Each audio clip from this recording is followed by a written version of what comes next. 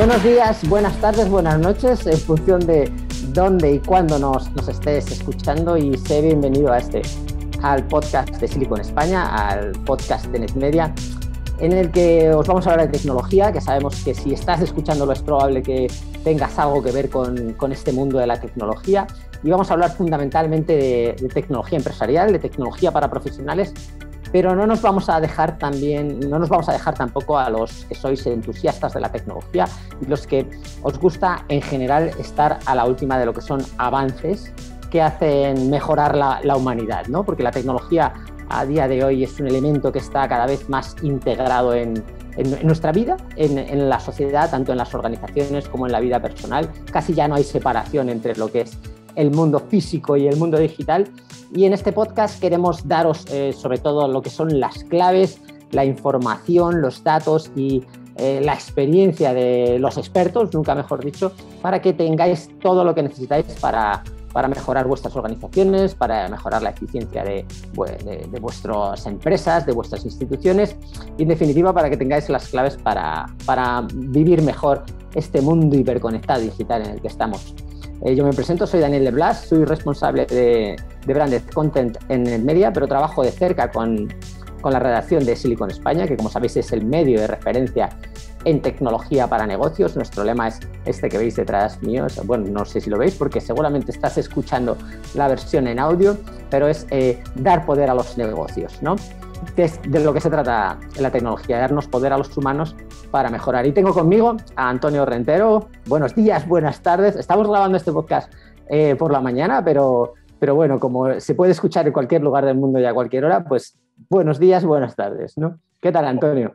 Hola, Daniel, saludos. Pues encantado de emprender esta aventura y de que, además de NetMedia poder leerse, también se pueda escuchar gracias a este podcast. Exacto, sí. En NetMedia estamos trabajando mucho en todo lo que son eventos online, formatos audiovisuales, pero queremos estrenar este podcast porque nos encanta el formato. Somos muy fans del podcast porque es un tipo de comunicación que puedes disfrutar en cualquier momento, en cualquier lugar. Cuando estás por la noche antes de acostarte o cuando vas en el coche, pues puedes aprovechar ese rato pues, o para escuchar música, para escuchar la radio o para escuchar contenido más del tipo de cosas que te gustan, ¿no? Antonio es, como yo, periodista, está especializado en tecnología, también haces otras cosas dedicadas al cine. Cuéntanos un poco más de tu trayectoria, porque eres evidentemente uno de los periodistas que trabaja con Silicon, pero cuéntanos un poco pues, qué es lo que has venido haciendo estos años. Bueno, inicialmente mi formación realmente no es como periodista, vamos, no he estudiado la carrera, aunque sí que me lo he planteado, pero vamos, mi formación es como jurista. He estado más de 20 años trabajando en un despacho de procuradores de los tribunales y poco a poco la labor de contar en distintos medios de comunicación, de prensa escrita en papel, de prensa escrita en internet, en televisión, en internet y en podcast y radio, me ha llevado a hablar de cine, a hablar de series de televisión y a hablar de tecnología. Y hace pues, como unos 12 o 14 años ya empecé a colaborar con NetMedia a través de las ediciones que se hacían en español de publicaciones como Gizmodo, y a partir de ahí en otras marcas que han ido pasando por NetMedia. Y la verdad es que siempre he vinculado a este grupo, casi siempre, pero haciendo otras colaboraciones tecnológicas en otros medios, hasta que con el paso del tiempo mi parte jurídica se ha ido quedando arrinconada y ya hace un par de años ya decidí dar el salto completo, volver a ser autónomo, que ya lo fui en su momento, y dedicarme por entero a la comunicación, sobre todo relacionado con el mundo del cine y de la tecnología. Es convertir esas pasiones en algo que, aunque en la universidad no me hayan preparado específicamente para ello, pero siempre ayuda, porque el día que hay que analizar aunque me odien quizá en las facultades de periodismo, pienso que el periodismo es un oficio, no es solamente el que hayas hecho o no una carrera en la que pues, tienes una formación, pues digamos, muy variada, ¿no? No exactamente la que luego puedas utilizar en tu carrera profesional. Y por supuesto, como decía, me parece Oscar Wilde, para comunicar algo, lo que hay que tener es algo de contar, ¿no? Y eso es lo que vamos a intentar aquí. Vamos a intentaros contar lo último que hay en tecnología y, sobre todo, traeros también, como decía, las opiniones más expertas, que son las que creo que pueden dar un valor diferencial a este podcast. Hoy vamos a hablar de tecnología cloud. No lo he dicho al principio, pero es el tema principal de este podcast, porque la tecnología cloud, la tecnología en la nube, a pesar de este nombre que trae desde hace pues no sé si 2 o 3 décadas, tecnología cloud. En definitiva, es la tecnología que venimos utilizando desde que existe Internet, y en los últimos años y en las circunstancias que se han dado en el último año, pues ha sido el salvavidas, ¿no? de muchas organizaciones pues, que han tenido que reaccionar y digitalizar muchos procesos, muchas cosas que hacían quizá en el cara a cara o en el mundo material y que necesitaban digitalizar, y gracias a las tecnologías cloud pues hemos podido teletrabajar, hemos podido colaborar, hemos podido, en definitiva, seguir adelante. ¿No crees, Antonio? Sí, yo creo que estamos viviendo un tiempo en el que precisamente gracias al avance tecnológico se están haciendo posibles cosas que hace, no vamos a decir 20 años, 5 eran de ciencia ficción. Y seguramente una de las pruebas la tuvimos justo el año pasado con el confinamiento. Si hace, ya digo, no 20 años, 5 te dicen que la práctica totalidad de la población mundial va a poder trabajar desde casa, vamos, no va a poder, va a estar obligada a trabajar desde casa. Evidentemente los trabajos que se pueden hacer a través de un ordenador, hubiéramos pensado que eso era propio de ciencia ficción, y fíjate cómo, con fricciones, por supuesto, con más éxito en unos casos que en otros, pero se ha conseguido. Y yo creo que sobre todo gracias al punto de desarrollo que tiene la tecnología y a la naturalidad con la que al final todos hemos asumido, ya digo, en las profesiones, en los trabajos en los que se puede hacer, el que a través del ordenador trabajamos y el ordenador lo ponemos donde, o sea, dame un punto de conexión y mover el mundo. Sí, sí, es importante. Yo creo que se ha dado en la historia de la humanidad o de la historia de la naturaleza en general, que cuando hay cambios importantes en las circunstancias es cuando realmente pues, los seres que habitamos el planeta pues, nos vemos obligados a evolucionar o extinguirnos. Y yo creo que todo este confinamiento, esta restricción de la movilidad, pues ha hecho que saquemos cosas en las que creíamos quizá más o menos, como el trabajo remoto o lo que estamos haciendo tú y yo ahora mismo, que esto es una videollamada, que es lo que llevamos haciendo año y medio, y que veamos que somos capaces de sacar adelante pues, nuestros trabajos, nuestras organizaciones, los procesos, podemos llevarlos a cabo de manera digital, y yo creo que ya no tenemos vuelta atrás. Yo creo que ya no tenemos vuelta atrás. En definitiva, el cloud ha sido pues la mejor medicina que ha tenido el mundo empresarial para salvar estas circunstancias, pero hay mucho que hablar de tecnologías cloud. No es solamente el hecho de que son tecnologías que funcionan en Internet o que funcionan en los servidores de Google o en los de Amazon o en los de IBM. La tecnología cloud tiene muchas implicaciones porque aunque hablamos de cloud en general, pues no es lo mismo el software as a service que lo que es crear una aplicación nativa. Es decir, hay muchas formas de utilizar tecnologías en la nube, y queremos un poco que este podcast sirva también para desmitificar algunas y para explicaros todas las que sea posible, ¿no? Hoy os vamos a ofrecer un par de entrevistas que hemos hecho durante estos últimos días con 2 personas que creo que son muy importantes en este mundo de la tecnología cloud. Hemos podido entrevistar a Isaac Hernández, que es Country Manager de Google Cloud en España, pues que evidentemente Google Cloud es una de las principales referencias en tecnología cloud. Y hemos podido hablar también con otra compañía, con Nutanix, que también trae un enfoque un poco distinto de la tecnología cloud. Y hemos podido hablar también con su responsable para España, con Iván Menéndez. Y ahora os vamos a ofrecer estas entrevistas en cuanto hablemos primero de las últimas noticias y vamos a comentar un poco lo que nos han explicado estos 2 excepcionales portavoces que vamos a tener.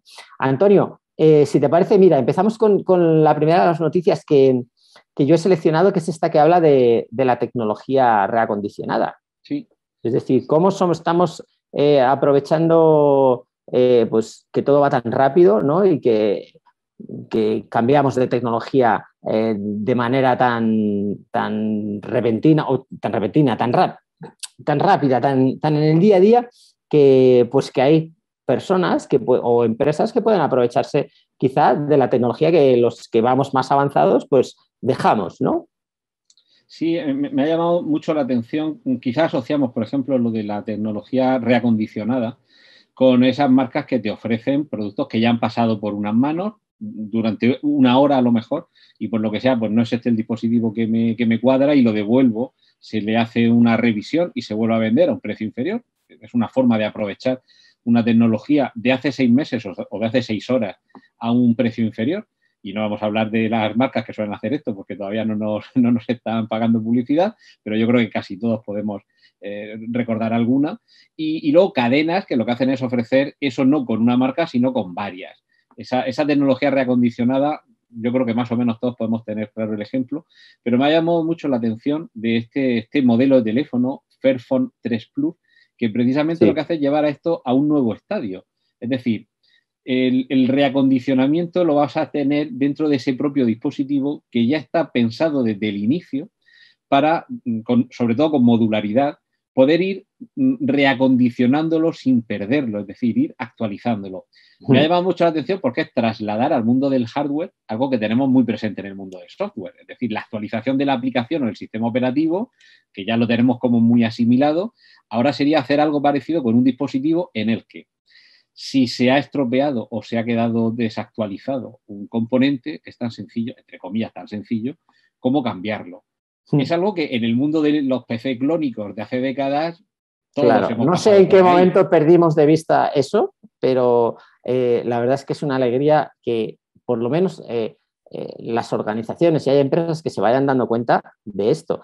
Hace poco estuve viendo pues, el lanzamiento de un portátil para empresa, para profesional, y una de las cosas que vi con alegría es que hacía énfasis en cómo lo puedes actualizar, en cómo lo puedes reparar, todo este tipo de cosas que ya en la tecnología de consumo pues parece que lo estábamos dejando de lado, porque si tú ves esa marca que no quieres mencionar, que es Apple, seguramente. Pues, y muchas otras que fabrican dispositivos, pues con el objetivo de hacer los dispositivos más compactos o que tengan un diseño más atractivo, pues estamos olvidando la posibilidad de repararlos fácilmente, la posibilidad de actualizarlos. Es decir, ahora muchos ordenadores vienen con casi todos los componentes soldados en la placa. Estoy hablando del procesador, de la memoria, del almacenamiento. Y esto quizá en el mercado de consumo pues es una cosa que no nos damos mucho cuenta porque normalmente pues el teléfono lo usamos un año o dos o tres, bueno, también depende mucho de las personas, pero sí que en el mundo empresarial en el que se trata de exprimir la rentabilidad de los dispositivos al máximo, pues es muy importante. Y yo creo que sí, evidentemente, van a haber empresas, primero, que se den cuenta de que los profesionales y las empresas necesitan un tipo de tecnología distinto y, sobre todo, que se puede reaprovechar mucha tecnología que quizá se deja de lado antes de que haya llegado al fin de su vida. Sí, aparte, claro, todos teníamos hace unos años esa previsión de que te comprabas un ordenador con unas características y cuando salía más memoria o un procesador más avanzado o la tarjeta gráfica o la tarjeta de sonido, la cambiabas incluso tú mismo porque era muy sencillo y eso se ha ido perdiendo. Y ya con los dispositivos móviles ni hablamos. Hace muy pocos años empezamos a ver que ni siquiera podíamos ya en algunos modelos actualizarles la RAM. Si se me quedaba corto no podía comprar un módulo y ponérselo. El teléfono del que está hablando, este Fairphone, en concreto hay una página web que se llama iFixit, que literalmente significa yo lo arreglo. iFixit, yo creo que la debe conocer casi todo el público. Es esta página en la que se muestra realmente cómo se reparan los dispositivos de tecnología. Y le dan una nota al índice de reparabilidad, que es lo que estabas diciendo. Ahí, sobre todo con los ordenadores portátiles, sí que es cierto, y los dispositivos móviles es lo que suele ser un poco más complicado. Ya empezamos con que si la pantalla viene pegada, con lo cual no puedes desatornillarla, tendrías que aplicarle calor para despegar y luego volver a aplicarle algún tipo de silicona. En fin, te lo van complicando cada vez más con tornillos propietarios para que no te valga con cualquier destornillador. Esta es una táctica muy habitual de fabricantes como Apple, el ir inventándose distintas cabezas para tornillos, ¿no? Para que no lo puedas abrir. Y luego, en concreto, claro, le dan una nota, que evidentemente cuanto más baja es la nota es que menos reparabilidad le puedes aplicar tú, bueno, no tú, sino alguien que sepa. Y en este caso, el caso de este teléfono, le dan un 10/10, porque en fin, se puede desmontar con cierta facilidad. Yo personalmente conocía ya y seguía el Fairphone, este teléfono justo, ¿no? Porque me interesó mucho todo este tipo de tecnología reparable y todo el tema del derecho a reparar, porque en Estados Unidos Apple ha tenido demandas colectivas por toda esta dificultad que pone para reparar los iPhone. Por ejemplo, el hecho de que tú no pudieras cambiar el lector de huella, porque venía unido al chip, ¿no? Por temas de seguridad, pues no podías cambiar el lector de huella y el botón de inicio, que cuando fallaba y se rompía, pues era irreparable. Y solo he conocido a una persona que ha tenido un Fairphone. Sí. Y el problema que tiene es que si ves el teléfono, pues es un teléfono que se podría decir de gama media y el precio me parece que ronda los 400 euros. Sí, Y entonces, claro, el precio no está de gama media. Claro, cuando la alternativa que tienes en un smartphone normal es la mitad de ese precio por unas características muy similares o superiores, pues la verdad es que es una pena. Pero sí que deberíamos pensar también que a veces hay que pagar un poco más por tener algo que nos va a durar más, ¿no? Sí, estamos hablando de un dispositivo Android, pantalla 5,65, batería de 3.000 miliamperios, almacenamiento interno 64 gigas y 4 gigas de RAM con un Qualcomm Snapdragon 632, que son por supuesto 4G, sensor de huella dactilar y conector USB de tipo C, hecho en plástico, además plástico 40% procedente de plásticos reciclables, que sí que es verdad lo que estaba comentando Daniel, que sería un dispositivo de gama media, pero su precio de 400 y pico euros, 439 euros, no es tan de gama media, pero claro, es por algo. Para empezar, el día que se te rompa algo o que lo quieras cambiar o que surja el nuevo módulo de cámara o una ampliación de memoria, lo vas a poder hacer a un coste muy inferior que seguramente cualquier otro dispositivo de gama media, de gama alta o baja. En ese aspecto, Antonio, mira, hay un fabricante que me viene ahora a la cabeza que es Zebra Technologies, que seguramente la gente de industria o de almacenes y más los conoce porque son los que hacen estos dispositivos de mano para almacenes, para escanear códigos y demás, y tienen un smartphone que va precisamente en esta línea, es decir, te garantizan que va a tener entre 6 y 8 años de vida. Claro, cuando tú tienes que hacer un despliegue para 300, 400, 500, 1000 empleados de smartphones, el que cojas el último teléfono asiático que es muy económico y que da muy buenas prestaciones, pues puede ser interesante el día que lo tienes que pagar. Pero el día que empiezan a llegarte móviles rotos, móviles que no se pueden actualizar o móviles que han dado un problema de cualquier tipo, empiezas a darte cuenta de que quizá con un dispositivo con unas características de menos potencia y demás, pero que sí que tienes una inversión más garantizada, pues estás haciendo una apuesta bastante más, claro, más sólida, ¿no? El móvil a lo mejor de 100 o 200 euros, que te va a durar 2 años y seguramente más sin ningún problema, pero si lo puedes ir actualizando y hay alguna pieza, la batería, por ejemplo, por ir a la pieza que en muchos móviles todavía es meterse en un jardín, el cambiarla, con un precio también razonable, pero que se te puede cambiar y dentro de 2 años, no voy a decir que estrenan móvil, pero por lo menos no tienes que estar pegado constantemente al enchufe o al cargador. Si simplemente con eso ya estás disminuyendo los costes de tener que sustituir el dispositivo entero y ahora multiplica por una flota, como decías, de 200 o 400 o 1000 de dispositivos, claro, eso luego hay que echar cuentas. Vale, ahora compro 5.000 dispositivos a 100 euros, pero los tengo que cambiar dentro de un año o dos. Exactamente. Pues como os decíamos, parece que es un mercado el de la tecnología reacondicionada que está creciendo mucho. La noticia habla de un 17%. No sé realmente cuánto estará creciendo en el mundo empresarial, porque muchas de las consultoras, las que hacen proyectos de transformación, pues también son, o incluso las propias empresas grandes, pues los gigantes como Dell, pues ya te ofrecen la posibilidad de recogerte luego los equipos que ya has utilizado y demás. Es decir, ya se empiezan a tener muy en cuenta todo este tipo de aspectos a la hora de desplegar tecnología y de desplegarla, ¿no? De recogerla. Tenéis la noticia en Silicon y es realmente interesante. El siguiente tema del que quería hablar, de los... quiero decir que son dos temas muy relacionados y muy importantes, y es que son las nuevas versiones de Windows. Una de ellas es este Windows 365, es el Windows en la nube, y Windows 11. No sé, Antonio, ¿qué te parece? Empezamos, si quieres, con Windows 365, que es como la versión en la nube de Windows. Es como un escritorio remoto, ¿no? Es algo así. Sí, yo me acuerdo hace muchísimos años cuando los ordenadores que había en una oficina eran los ordenadores tontos, es decir, eran terminales. Se siguen usando, sí. Y con el tiempo se fue evolucionando a que cada ordenador fuera un ordenador de verdad, no una terminal conectada de manera remota, sino un ordenador que simplemente necesitara un cable de conexión de alimentación eléctrica.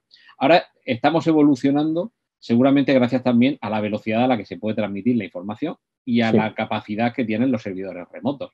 Porque claro, los terminales y servidores, estoy hablando de hace 30 años tranquilamente. Claro, es que estás hablando primero de los mega antiguos terminales, Sí, aquellos de pantalla verde. No, es que yo estaba pensando en los Thin Client, ¿no? en los clientes estos delgados y las soluciones tipo Citrix, porque esta solución que ofrece Microsoft es básicamente eso, ¿no? Es como los escritorios remotos de Citrix o de otros fabricantes, ¿no? Sí, yo creo que es un poco citrixar de alguna forma un sistema operativo que es el más extendido en el mundo, tanto profesional como de uso doméstico, profesional, académico y del ámbito que quieras, y llevarlo de nuevo a convertir un producto en un servicio.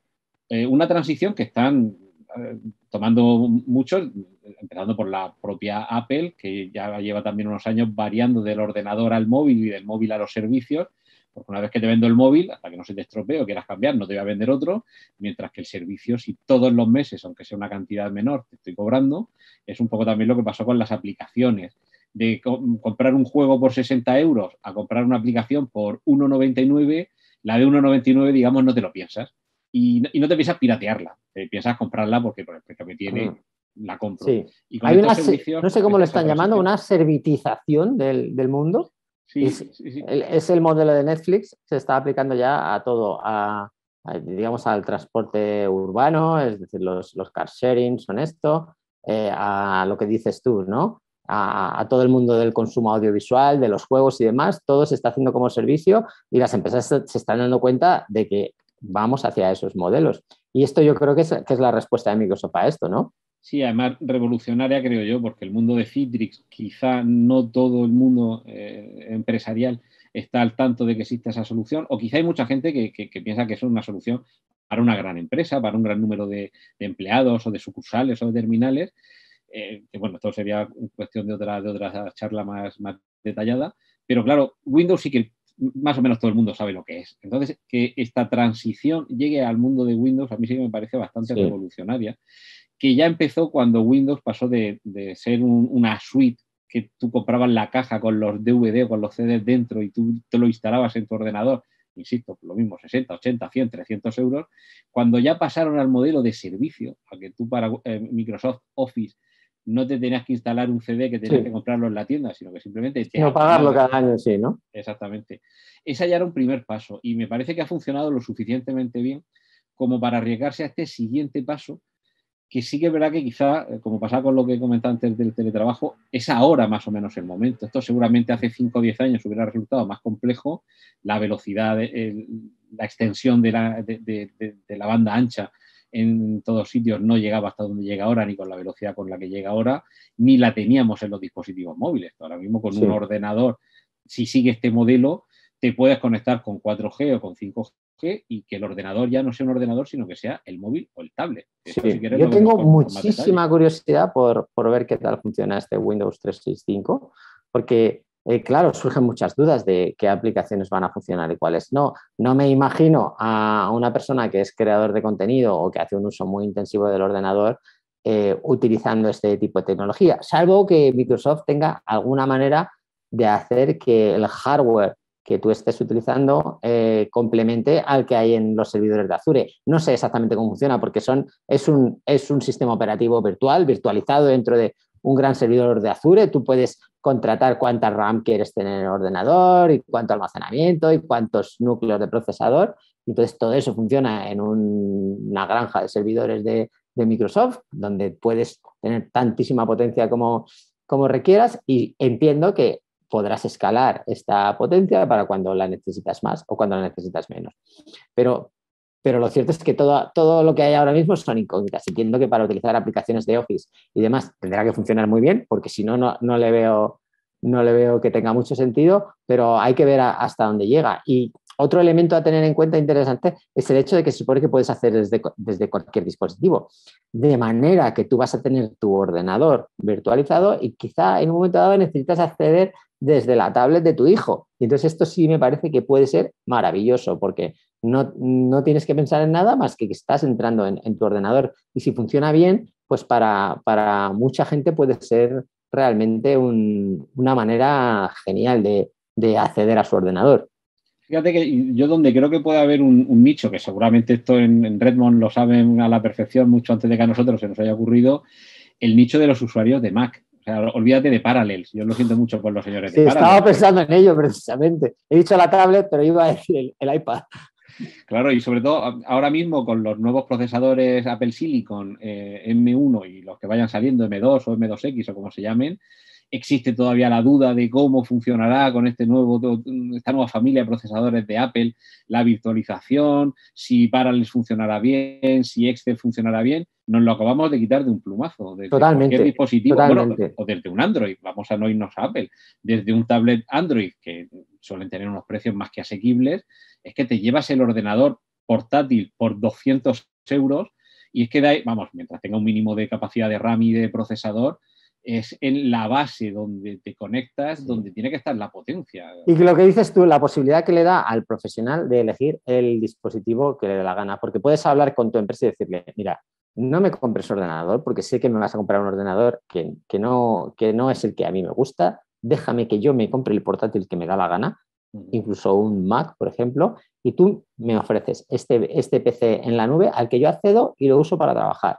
Y me parece que es una solución perfecta. Lo que dices tú incluso para eso, para usuarios de Apple que en su casa, pues para su trabajo del día a día o para su creación de contenido o para su uso personal, quieren tener el sistema operativo de Apple o los servicios de Apple o porque tienen un iPhone y les gusta el ecosistema, pero que luego en el plano empresarial, pues el trabajar con Windows pues puede tener otras ventajas, entre otras el hecho de que ese ordenador está protegido en el servidor de Microsoft, está gestionado de manera centralizada, es decir, todas las ventajas y todo el control que necesita un ordenador en la empresa, evidentemente. Sí, fíjate, Daniel, que en este último año que ha habido mucha gente que ha tenido que trabajar desde casa, en muchas ocasiones con medios precarios, porque el ordenador desde el que tenía que trabajar, más allá que fuera el ordenador compartido, el ordenador de tu hijo o un portátil que no estaba a la altura de los requerimientos de potencia del equipo que tenías en la oficina y que a lo mejor no lo podías desplazar porque es un equipo que alguien utiliza en otro turno, por ejemplo.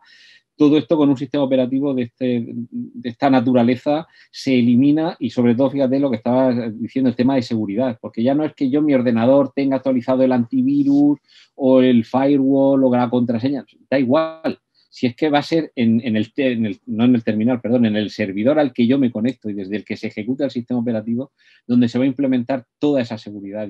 Sí, ese es otro caso de uso clarísimo, ¿no? El que tú llegas a tu coworking o a tu oficina en la que a lo mejor ni siquiera tienes que llevar el ordenador, porque llegas allí, hay un ordenador, haces un login, te registras en tu ordenador y estás trabajando. Terminas, cierras y te vas.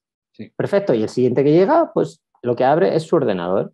Me parece que es una idea que tiene muchísimo sentido. Además, en un mundo hacia el que hay muchas empresas que ya están virando, que es en el que se reduce los propios espacios físicos derivados del teletrabajo. Las últimas noticias que he visto en Apple, que hay gente que como no le dan la flexibilidad que quiere a la hora de mantener el teletrabajo, se están yendo, literalmente. Sí, es que Apple ha tenido mucha movida en los últimos meses y era un tema del que quería que hablásemos en otro episodio por todo lo que tiene que ver con el trabajo remoto, porque claro, un año después o un año y medio después de cuando ya empezamos a recuperar la normalidad, Tim Cook ha dicho, chicos, volved a la oficina, y la gente ha dicho, oye, no, hemos descubierto que el poder conciliar tiene muchísimas ventajas, que el trabajo remoto funciona y no necesitamos ir al OVNI todas las mañanas para vernos. Está bien hacerlo porque el contacto personal pues, tiene muchas cosas, muchas ventajas, pero es verdad que podemos ser igual de productivos o más en casa y tener eso, posibilidad de conciliar, ¿no? Pues sí, vamos a dedicar un día a todo lo que es el trabajo en esta nueva era, pero sí, es otro de los casos de uso interesantes. Es que quería pasar ya a Windows 11 para no irnos de tiempo, que parece que vamos a hacer un podcast de estos de los buenos, ¿eh? Nada de media horita. Esta va a ser un podcast que te va a dar suficiente pues como pues para un par de viajes en transporte público o para un viaje un poquito más largo en el coche o pues si te cuesta dormir una noche que estás un poco ahí desvelado, pues vas a tener podcast suficiente. Quería hablar de Windows 11 porque yo le he llamado el Windows post-COVID y es un Windows que vamos a tener, me parece que la primera versión previa va a estar en breve me parece que en agosto decía la noticia de Silicon, y leyendo un poco los grandes cambios, las grandes características, lo he llamado por esto post-COVID, porque tiene lo que es primero el restyling de la interfaz, que la llevábamos viendo, pues yo creo, en los últimos años ya, ¿no? Porque Windows 10 vino con este diseño así muy minimalista, que parecía un poco hecho deprisa y corriendo, y ahora parece que le quieren dar...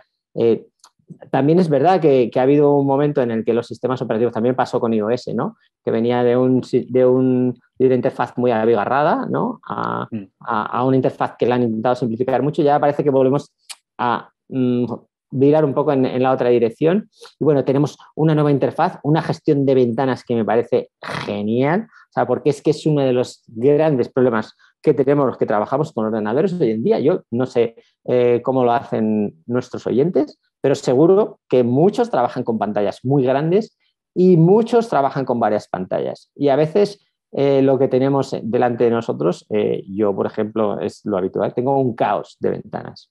Y el hecho de que el sistema operativo te ayude a reorganizar las ventanas y todo esto puede ser pues muy, muy, muy interesante. Tiene otras cosas también, como integración con Teams y facilidades para lo que es trabajo remoto, seguridad. ¿Tú qué opinas, Antonio, del nuevo Windows? Yo, fíjate, yo hacía muchos años que abandoné Windows de manera personal, pero claro, en el despacho los programas normalmente de gestión jurídica y demás suelen tener la base en Windows, y no te queda otra que tener, aunque tú tengas para tus cosas tu Mac, tu portátil al lado, pero sí que a mí Windows 10 ya lo cogí justo cuando llegaba, y me pareció, sí, lo que decías un poco en el tema del diseño, la interfaz, que al final es lo que estás viendo todos los días. Sí. No estaba mal, pero daba la sensación de haber sido preparado con un poquito de prisa. Pero sí. Sin embargo, sí que me parece un sistema operativo que visualmente, en el aspecto que tiene, yo creo que no nos vamos a cansar de él, por lo menos en un lustro largo, que eso es algo que debe de ser muy importante, porque es lo que vas a estar viendo todos los días. El funcionamiento es importante, las funciones, las incorporaciones nuevas, la integración, por ejemplo, con Microsoft Teams, que me parece también muy importante. Es que desde luego hayan acertado muchísimo, porque al final el ordenador de trabajo, lo quieras o no, es mucho Teams. Sí, pero mucha colaboración, y es mucha llamada de vídeo, es mucho trabajo remoto. Es decir, se han dado muy cuenta de que el sistema operativo tiene que ser la base para todo eso. En cuanto al diseño de ventanas, me parece que es muy acertado. Me parece que es un Windows que da gusto ver y no grima como ha pasado en algunas versiones.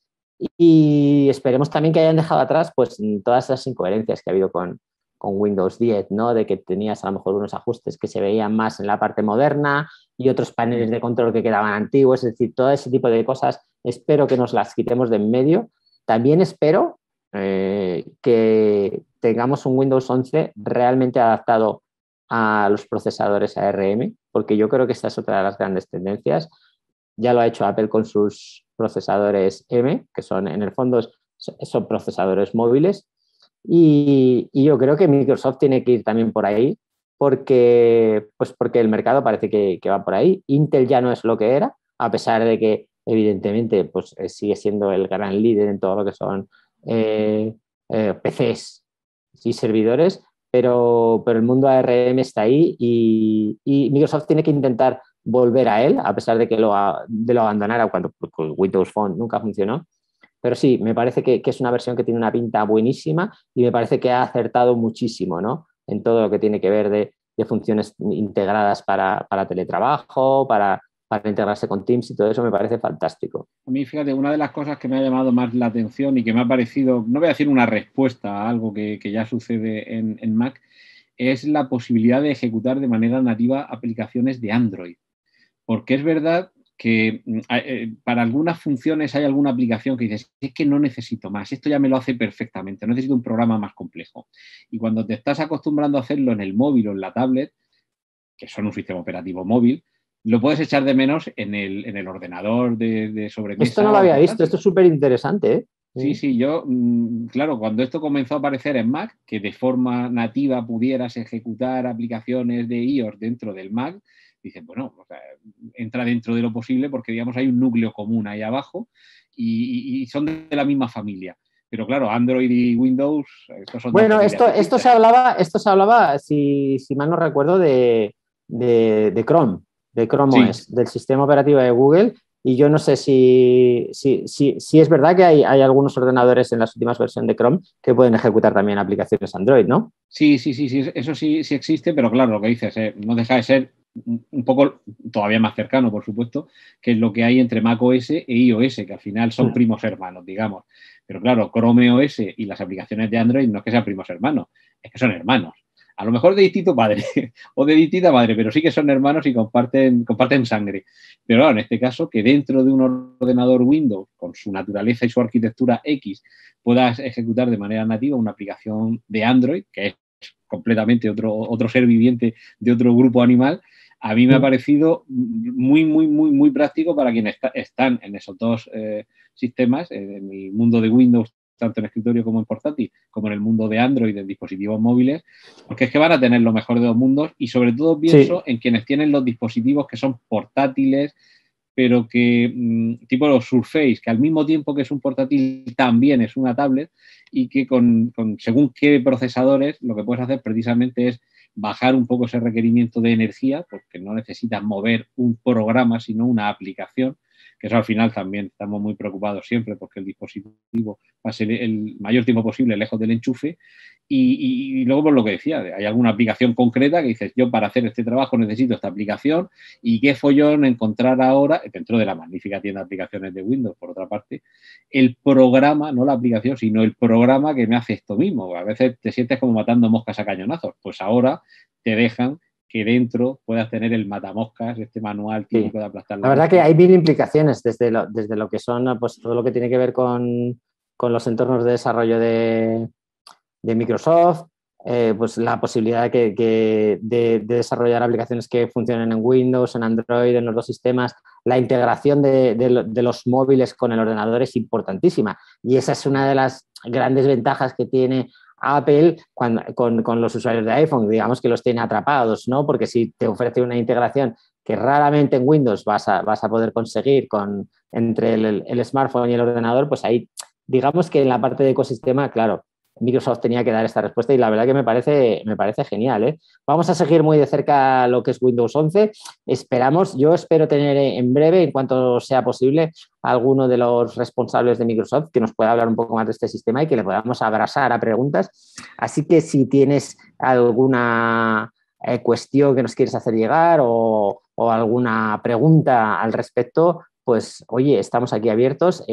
Tenemos todos los canales abiertos, los de Silicon, redes sociales, correo electrónico, nos buscas en Silicon España y os intentamos responder o si tenéis cualquier otra idea que os interesaría ver para el podcast, pues desde luego estamos más que abiertos. Os esperamos vuestros comentarios y demás. Esto sobre Windows 11. La última noticia que me ha llamado mucho la atención es una noticia que tiene que ver con el teletrabajo y es como habla de algunos datos curiosos de lo que ha significado todo este teletrabajo.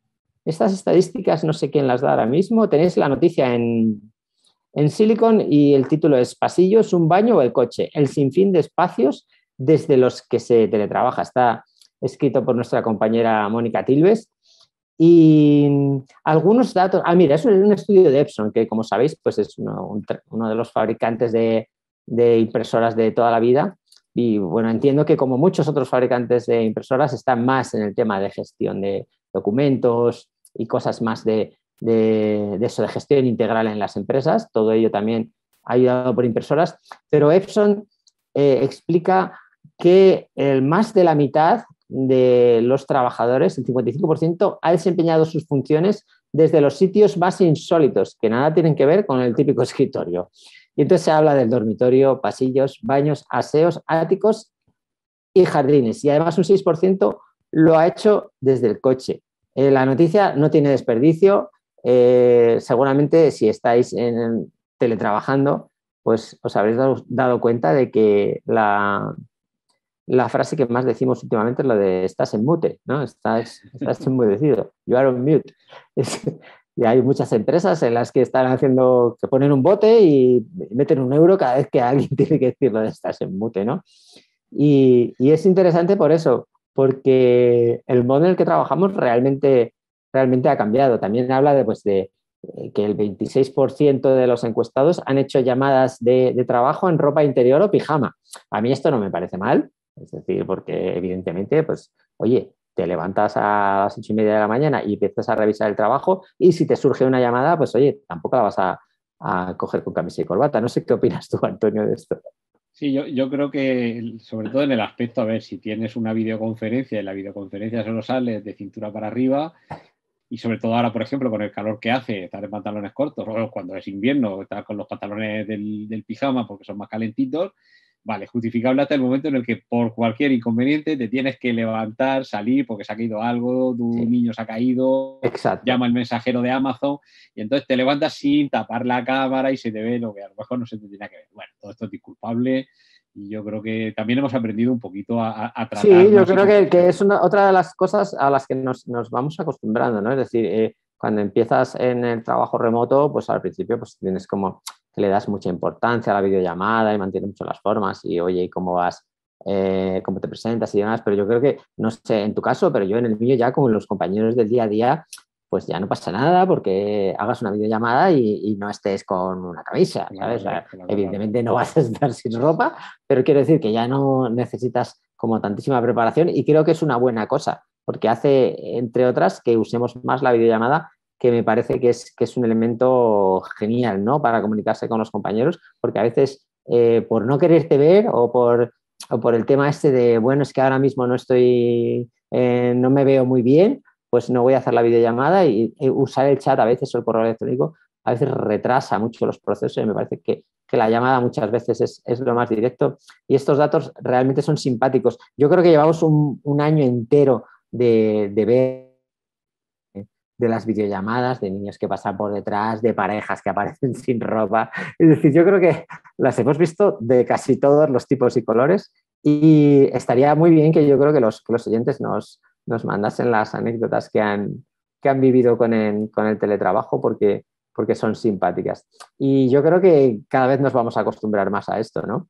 Sí, además, bueno, fíjate luego la sintonía que tú y yo, por ejemplo, no nos hemos puesto de acuerdo y hoy casi que vamos de uniforme, los dos con un polo Es de verdad. color azul, casi del mismo tono, y al final te sientes en sintonía con el equipo de trabajo y ya estableces una etiqueta de manera informal, pero que más o La menos ropa de sea las homogénea. videollamadas, sí, ¿no?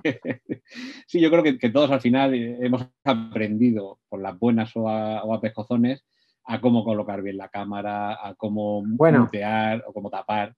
Y Bueno, sobre eso si todo, quieres hacemos un episodio al respecto, ¿eh? pues sí, No, podemos no hacer una y lo especial. vamos a hacer, y lo vamos a hacer en algún momento, lo vamos a hacer porque, mira, además me has dado una idea genial, porque no sé si esto lo saben los oyentes, pero yo dentro de NetMedia no soy exactamente periodista, sino que me dedico a lo que es el branded content, en lo que se incluyen los eventos online.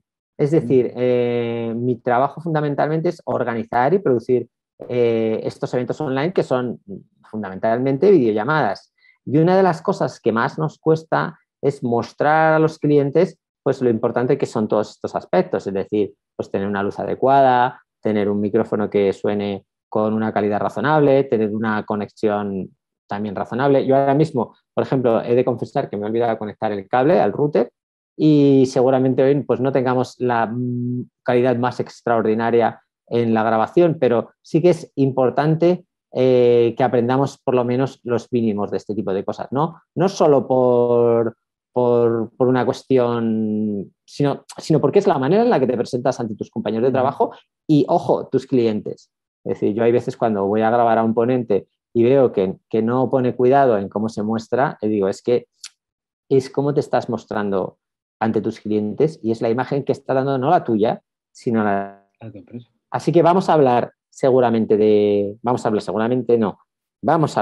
de trabajo remoto, de trabajo en la nueva era, vamos a hablar también de esto, de videollamadas, porque creo que es uno de los elementos interesantes y es una de las cosas en las que podemos ofrecer buenos consejos a los oyentes.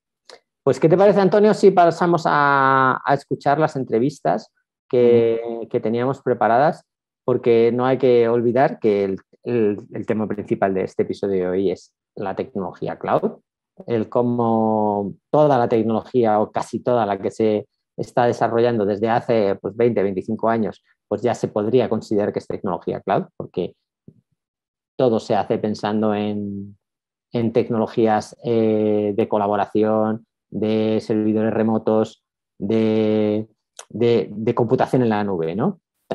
Me gustaría que un día habláramos con algún responsable o con desarrolladores o con expertos en cloud para que nos expliquen cosas que son importantes dentro del mundo cloud. No solo lo que significa, porque el cloud básicamente es lo que decía, solamente significa tecnologías que están en Internet, pero hablar de aplicaciones cloud native, lo que significan pues, la virtualización, los contenedores, el desarrollo en microservicios, es decir, son tecnologías que seguramente si eres profesional de este tipo de cosas, las conoces, quizá no las estás aplicando en tu organización, pero es muy importante que no las pierdas de vista porque permiten toda esta agilidad y toda esta elasticidad que promete la nube y sobre todo también la seguridad. A mí me llama mucho la atención, no sé a ti, Antonio, el ver que hay empresas de nueva creación que todavía piensan que hay infraestructuras que necesitan tener bajo sus dominios, bajo su control, en sus instalaciones, esto que llamamos el on-premises. El otro día hablando con una consultora de transformación digital y querían tener su servidor en sus instalaciones para tener publicado un WordPress, que es la página web. Fíjate, yo aluciné bastante. Sí, yo creo que en estas como en otras muchas cuestiones hay que tener claros cuáles son las necesidades y cuáles son los pros y los contras de las distintas soluciones, de las distintas alternativas. Hemos pasado de confiar nuestras fotos, nuestra música a un servicio en la nube, lo podemos tener en Dropbox o en iCloud o donde sea, a que la gente tenga un NAS en su casa con su propio servidor para tener sus propias fotos alojadas con... Yo no digo que no sea más peligroso una cosa que otra, pero ya depende de ti, que no haya ningún fallo, el que esté implementada una seguridad que permita que no se te cuele nadie y se descargue tus fotos personales, íntimas o aburridas. Y entonces, claro, también puede pasar que Dropbox se hunda y pierdas todo lo que tienes. O bueno, Amazon sí, Web eso, a ver, quiero decir, la nube es muy segura hasta que un día pues deja de serlo. Todos hemos leído, por ejemplo, pues los problemas que han tenido pues, OVH, por ejemplo, cuando tuvo este incendio que perdió, bueno, no sé si perdió o después recuperó, pero muchas páginas web se vieron afectadas. Pero de ahí a decir, no, yo me voy a ocupar de tener mi servidor en mis instalaciones con mi conexión de alta velocidad, con mi Apache montado, es decir, y lo voy a tener que actualizar y voy a tener que estar preocupándome de la seguridad. Dices, madre mía, con lo sencillo que es cogerte un hosting y decir, a ver, póngame un WordPress, ya está. Y que él solo te lo actualiza, ¿no? Esa filosofía de la nube. No externalizamos el servicio, externalizamos el problema. El problema pasa a ser de otro al que le pagamos para que lo resuelva. Que es genial hacerlo así. En fin. Pues yo, a alguien así, Daniel, le preguntaría lo primero.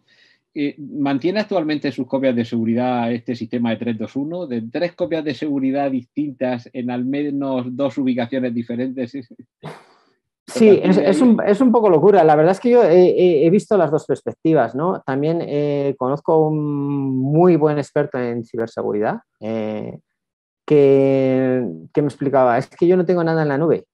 No tengo nada en la nube. Pero claro, es que es una compañía de ciberseguridad en la que se hacen cosas muy avanzadas. Entonces, claro, tiene un trabajo muy, muy importante de securización de toda su infraestructura, de todo lo que hace, claro, porque estamos hablando de gente pues, que a lo mejor hace auditorías de ciberseguridad o hace trabajos de lo que llaman de Red Team, ¿no? de pruebas de ciberataques, es decir, de ciberseguridad también vamos a hablar en algún episodio y también de ciberseguridad en la nube porque es otro de los grandes cambios que hemos tenido y otro de los grandes dolores de cabeza de las organizaciones, ¿no? Es decir, ahora mismo, como decías tú, tenemos un carajal de tecnologías, de software as a service, de cosas que tenemos infraestructura en on-premises, porque a lo mejor las bases de datos críticas sí que están en los servidores del data center de toda la vida, que aunque lo hemos ido reduciendo, pues porque ya no tenemos el backup ahí, sino que lo tenemos externalizado en la nube o lo tenemos de otras maneras, pues hay todavía cosas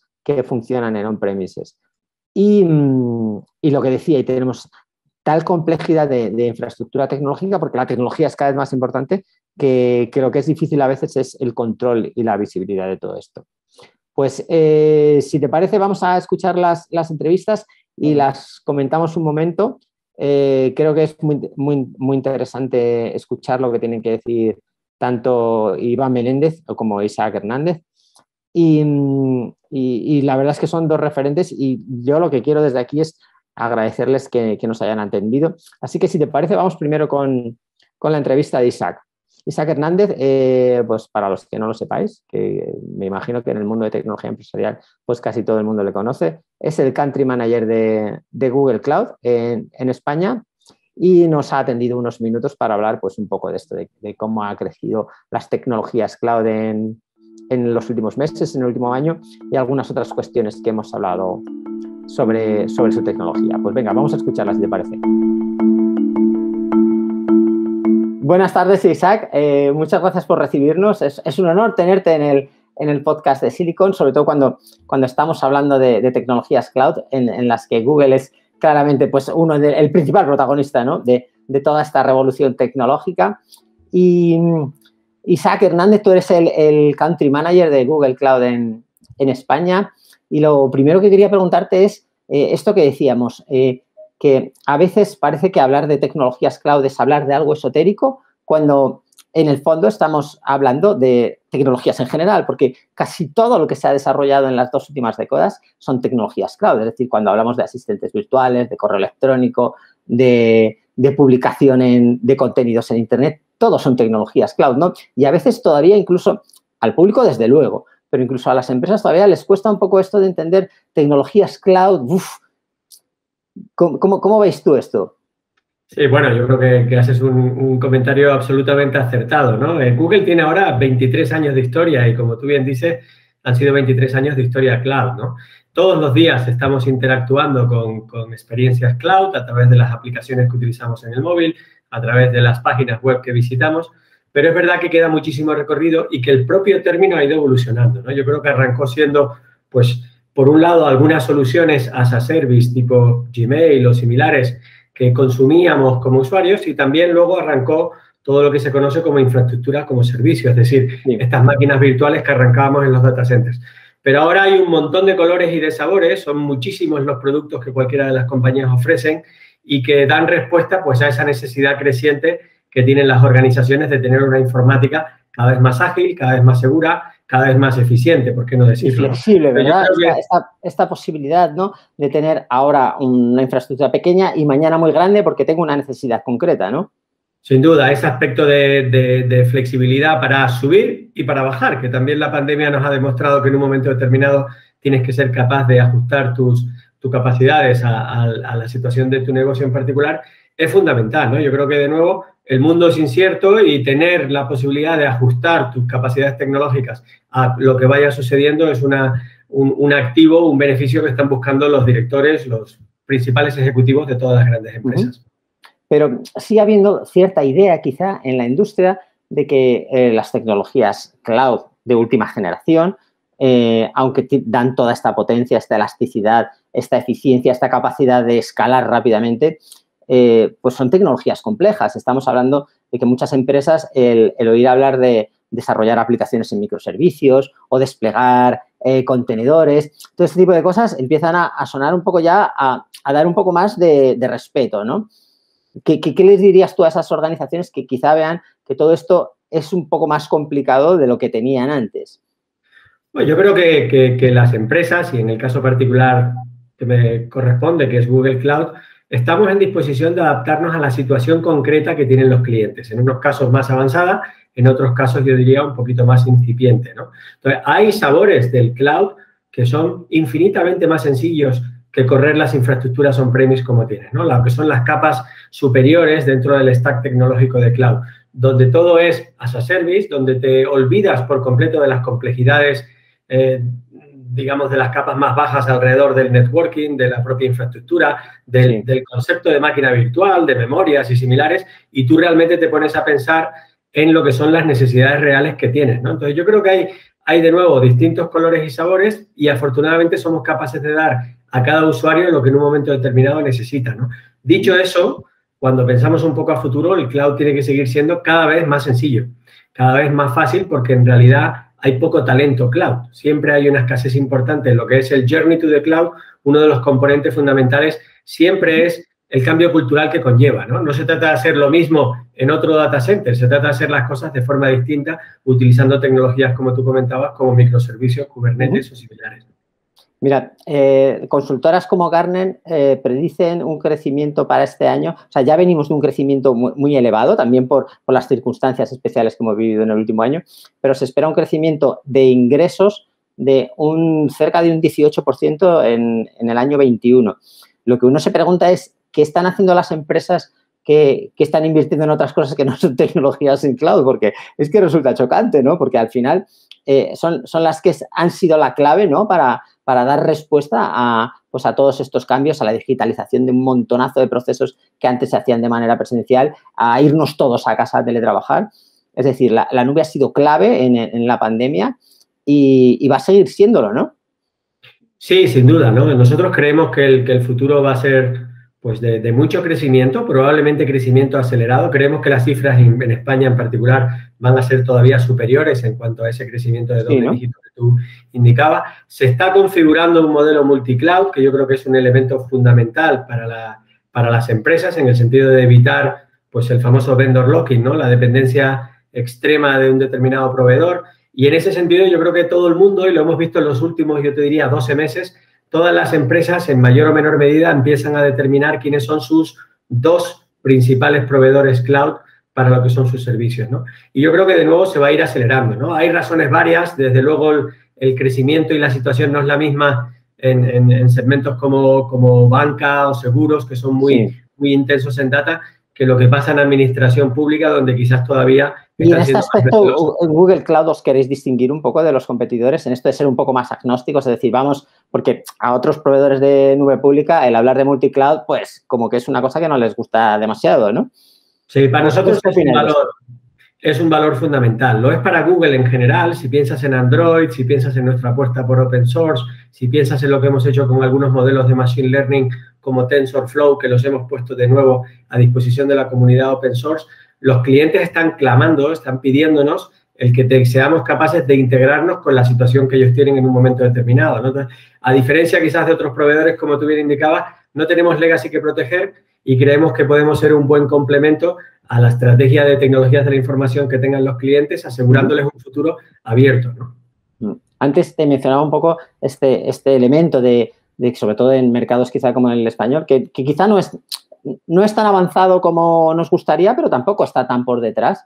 Pero sí, ¿cuáles dirías tú que han sido durante este último año y medio, esos pequeños grandes logros que se han conseguido con Google Cloud?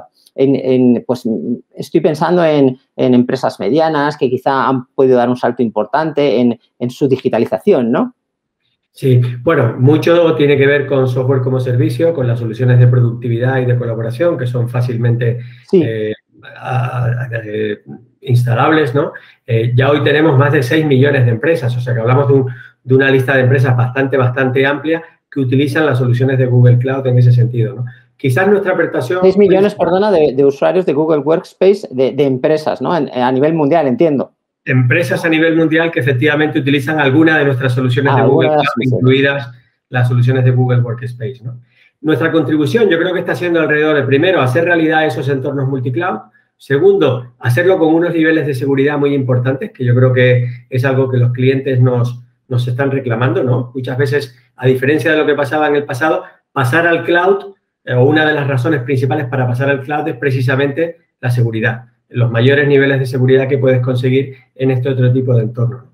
Y luego yo diría que eficiencia, ¿no? Hay muchos modelos y muchas cosas, por ejemplo, alrededor de data, que son infinitamente más eficientes, más allá de la escalabilidad y la flexibilidad, en un entorno de cloud de lo que lo son en las soluciones on-premise, ¿no? Entonces, en general hemos vivido tiempos de mucha volatilidad y la contribución de Google ha sido capaz de ¿no? Yo diría que es adaptarse a esas circunstancias, a esa situación concreta del cliente y hacer que el cloud juegue a su favor, ¿no? Has mencionado lo que tiene que ver con la seguridad, que yo creo que siempre ha sido un poco mito, ¿no? Lo de, no, es que en el cloud la seguridad no está tan clara. Lo que sí que te iba a preguntar es cómo estamos avanzando en la parte que es más de regulaciones y demás, porque todos los grandes proveedores están abriendo cada vez más centros de datos, ¿no? Para acercarse más a los clientes. ¿Vosotros en este aspecto cómo estáis evolucionando? Bueno, pues ya sabes que hemos comunicado recientemente que efectivamente vamos a tener también en breve un conjunto de data centers en España, más concretamente. Un nodo, ¿no? Que se llamaría, ¿no?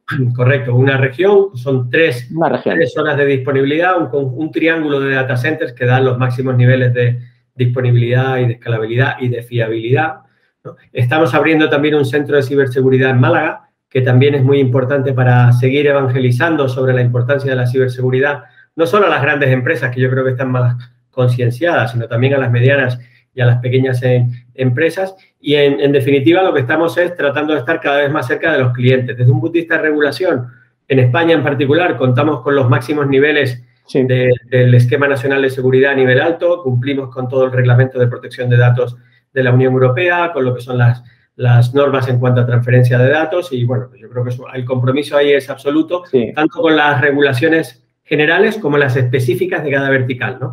Aquellas que hay específicamente en sanidad o en banca y seguros o en administración. Sí, que son más restrictivas. Si te iba a preguntar que otra de las claves de esta cercanía está en la latencia, ¿no? Es un elemento también importante.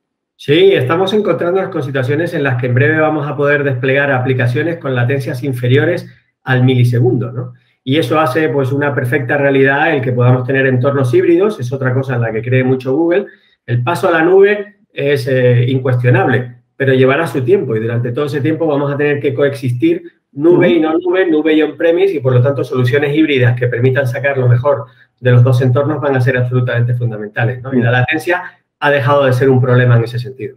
Sí. Te iba a hacer una pregunta sobre Google Workspace, pero yo creo que esta me la voy a guardar para otro día que hablemos contigo, o si es posible, o con alguno de vuestros expertos, porque yo creo que todo el tema de la colaboración, del teletrabajo, de este espacio de trabajo digital, yo creo que nos va a dar por lo menos para un episodio del podcast entero.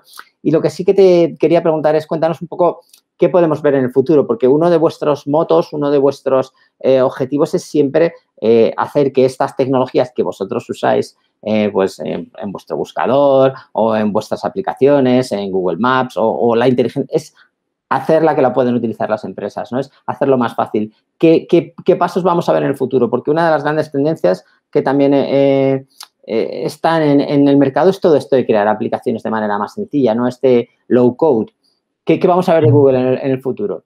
Pues yo diría que en tres ejes vas a ver innovaciones, ¿no? Una, sencillez, ¿no? Tú lo comentabas, ¿no? Cada vez tenemos que seguir invirtiendo en hacer más sencillo el uso de este tipo de tecnologías porque, de nuevo, el recurso escaso no son las máquinas, no es la computación, sigue siendo el talento y, por lo tanto, tenemos que seguir elevando el nivel de sencillez. Ese por un lado. Segundo, sostenibilidad, ¿no? Últimamente se habla mucho de moda alrededor de que el futuro tiene que ser digital y verde. Bueno, pues Google tiene un compromiso muy grande con ello. Sabes que hemos anunciado que somos neutrales en dióxido de carbono desde hace ya 14 años, desde la prehistoria en este sentido. Somos uno de los grandes compradores de energía verde en el mundo. El 100% de la energía que utilizamos es verde, pero nos hemos comprometido además a ser 24/7 neutrales o libres de emisiones de dióxido de carbono en cualquier momento en cualquier lugar del mundo, sea una oficina, un data center o similar, ¿no?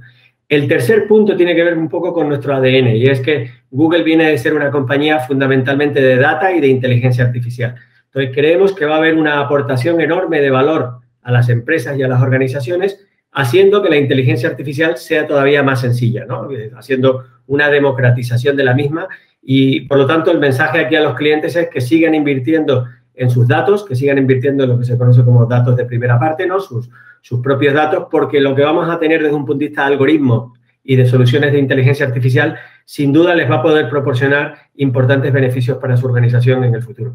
Sí, más capacidades para extraer valor de los datos, ¿no? Que esa es una de las claves de las empresas que quieran mantenerse en el futuro. Te dejo ya tranquilo. Muchísimas gracias, Isaac. Gracias por estar con nosotros en este podcast de Silicon y esperamos verte en alguna otra ocasión y seguir pues conociendo las últimas novedades de Google Cloud. Muchísimas gracias, Isaac. Muchas gracias a ti. Un placer, como siempre. Antonio, ¿qué te ha parecido la entrevista? Lo cierto es que una cosa que hay que destacar es lo amable que ha sido Isaac con nosotros, lo amable que es siempre con la prensa y la verdad, el discurso que tiene tan coherente sobre el mundo de tecnología y sobre todo lo que tiene que ver con la nube, ¿no? Sí, claro, la percepción que traslada, además, de una forma muy sencilla y muy asequible. Es que lo explica muy bien, además. Sí, y es, claro, un poco, claro, lo explica mucho mejor, además lo sabe mucho mejor que nosotros porque lo ve desde dentro y, digamos, desde la parte de arriba de uno de los actores importantes. Es lo que hemos estado hablando de ofrecer un servicio, que la nube ya se convierta en un servicio y que lo que hasta ahora tú estabas haciendo en tu máquina pase a hacerlo una máquina remota y que a partir de ahí, en lugar de un producto y pagar por él, estés pagando por un servicio con todo lo que eso comporta. Sí, para bien o para mal, porque ahora cuando hablemos con Iván Menéndez te vamos a dar el punto de vista distinto. A veces la nube te puede salir cara porque digamos que tú vas dando luces, vas encendiendo servicios y luego si alguien se lo deja eso encendido, pues estás pagando más de la cuenta. Mira, a mí lo que me ha llamado mucho la atención es que hay cosas, tecnologías que no podríamos aprovechar si no fuera porque están en la nube. Es decir, cuando quieres aprovechar la tecnología de inteligencia artificial de Google, su reconocimiento de imágenes, bueno, estoy hablando de Google, pero podría estar hablando de IBM, ¿no? Con su tecnología cognitiva. Cuando quieres aprovechar este tipo de tecnologías, tiene que ser sí o sí en aplicaciones cloud. No puedes crearte una aplicación tú en tu... Aunque también estamos volviendo a esta otra tendencia, porque cuando hablemos con Nutanix lo vamos a ver, también incluso puedes tener una especie de Google Cloud dentro de tu servidor, igual que tienes este Azure Stack, que es la posibilidad de tener tu Azure dentro de tu servidor, pero sí que es verdad que sin lo que son las tecnologías cloud habría muchas cosas que no podríamos hacer. Claro, aquí yo por hacer la cita ya clásica de Ben Parker, del tío de Peter Parker, que un gran poder conlleva una gran responsabilidad, al apostar por la nube le estás confiriendo un gran poder a alguien y, por supuesto, eso conlleva una gran responsabilidad y tienes que saber muy bien a quién le estás transfiriendo esa responsabilidad.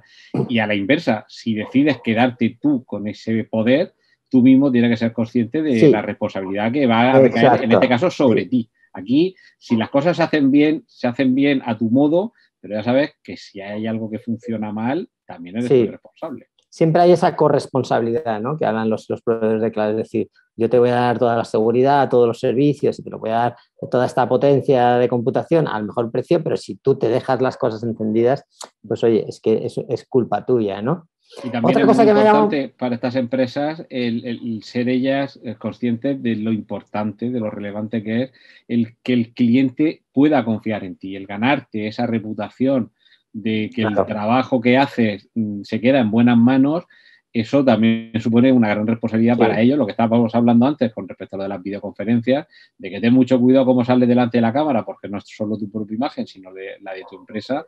Aquí, con este trabajo, con el servicio que se le está dando a las empresas, el más mínimo fallo te tira al suelo la reputación y a partir de ahí... Es que lo del daño reputacional, si lo piensas, es una de las cosas que más escuchamos en las últimas temporadas, en los últimos años, casi en la última década, ¿no? O sea, es que la reputación de las empresas cuesta mucho conseguirla y se viene abajo muy fácilmente. Ese es el problema. Mira, otra cosa que me ha llamado la atención es lo que ha dicho de que es verdad que la tecnología pues a veces puede añadir complejidad, pero que están trabajando en hacer que el cloud y la tecnología sea más sencilla. Es que no hay otra manera. Ahora está muy de moda todo esto que llaman el no code o el low code. Es decir, los que no somos programadores, que podamos, no sé si convertirnos en programadores, pero sí poder hacer cosas que hasta ahora estaban restringidas a los programadores, a los científicos de datos.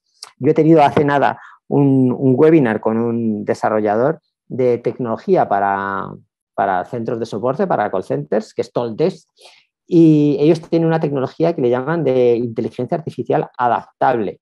Y lo que significa esto es que las personas de negocio, es decir, los no técnicos, pueden entrenar a las inteligencias artificiales. Y esto es muy, muy importante porque estamos hablando todo el día del sesgo de la inteligencia artificial, de si el algoritmo me persigue, todo este tipo de cosas. Y en un futuro espero que veamos cómo los que somos menos programadores o menos técnicos o menos científicos podamos ayudar también a crear mejores inteligencias artificiales y mejores aplicaciones. Eso me ha llamado mucho la atención, no sé a ti. Sí, y sobre todo que se adapta a alguien que no tiene unos conocimientos, pero sí tiene unas necesidades, el facilitarle, el que sea capaz de expresar esas necesidades y solicitar esa ayuda, esa tarea o esa acción que necesita de la forma más sencilla posible, realmente es el paso siguiente a lo que hemos vivido en las últimas décadas, que Sí. Cuando yo nací un ordenador era algo que ocupaba el espacio de una habitación y que manejaba alguien con bata y con una tablilla y metiendo unas fichas perforadas, y ahora Sí. el ordenador lo utiliza cualquiera. ¿Por qué?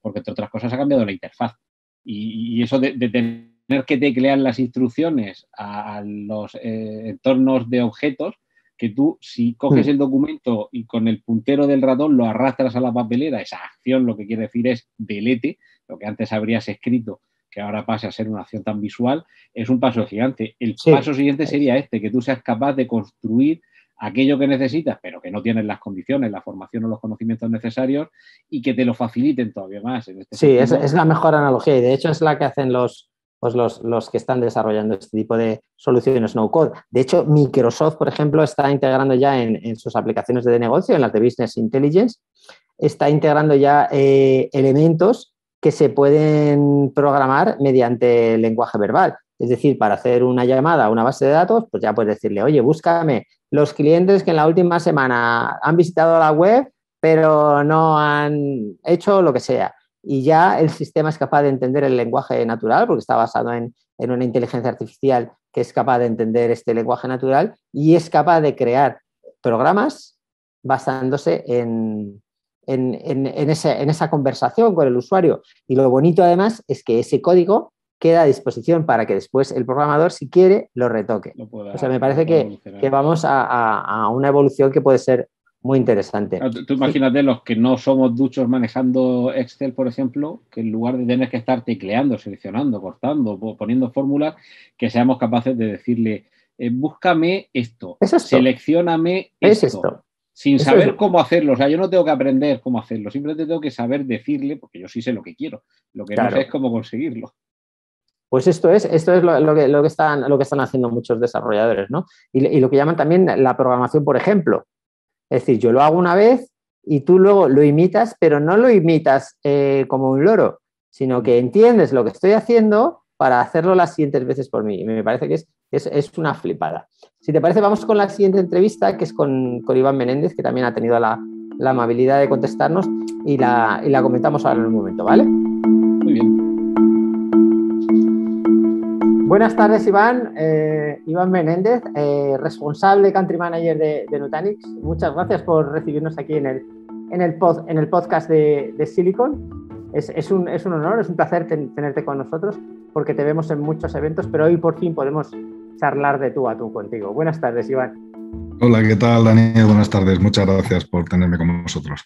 Mira, estamos dedicando este podcast a las tecnologías en la nube porque nos parecía que era un elemento primordial y vosotros sois una compañía que ha venido muy joven, se podría decir, ¿no? Que ha venido con una visión distinta de las tecnologías cloud, pero se os ha visto en las 2 últimas temporadas muy, muy activos, tanto en eventos como en comunicación, como en novedades. ¿Por qué no nos cuentas un poco? Además, yo no sé cuánto tiempo llevas tú como Country Manager, no sé si también serán 2 o 3 años, ¿no? 2 años y medio, sí. 2 años y medio. Pues fíjate, cuéntanos un poco cómo ha sido esta evolución en los últimos años, sobre todo en nuestro mercado y también con los últimos 12 meses, con todo el tema de la pandemia. Bueno, quizá no te extiendas tanto, porque luego vamos a hablar de otras cuestiones, pero sí cómo habéis evolucionado en estos 2 últimos años y si os consideráis ya una compañía madura. Porque a veces a lo mejor se os puede ver como un poco adolescentes todavía. ¿O? Pues fíjate, es una muy buena pregunta y voy a contestar desde 2 puntos de vista. O sea, para empezar, yo creo que Nutanix ha tenido su propio camino en el mercado ibérico, español y portugués.